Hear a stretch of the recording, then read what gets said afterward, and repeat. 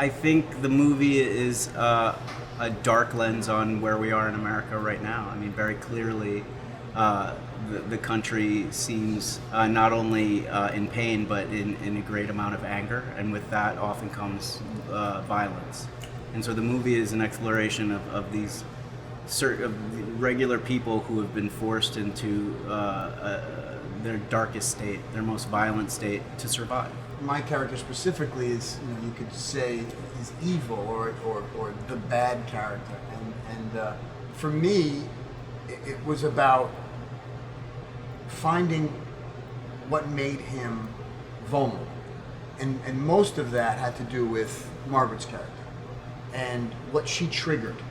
So, and even in someone who's sociopathic, there are triggers that will enable an audience to see a glimmer of humanity.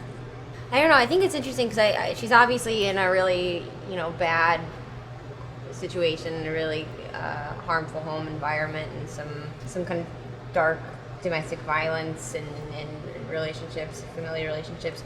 I think I want to just add, like, Delia could have been played in a much more one-dimensional way, in a kind of quote-unquote sexy way. And I think what Margaret decided as soon as she got involved was to play her as a lost soul. And I think that's why the character sticks out so, because she's a dreamer. She's just having bad dreams. You know what I mean? Well, that is profound. He's a writer. It's too easy to say a good guy, bad guy. These are survivors ultimately trying to navigate the bleakness of the landscape. They're all kind of desperate in a way to survive. For Jar, I thought when I read it, I thought Jarhead was one of the kind of most noble characters I've ever read. Someone who has taken this role of father and provider of this family that isn't even his. I mean, these are his stepchildren. He kind of married into this life, but he loves them as though they're his own. There is something very honest and human about just, I have to go and fight for my family to make sure that we all survive.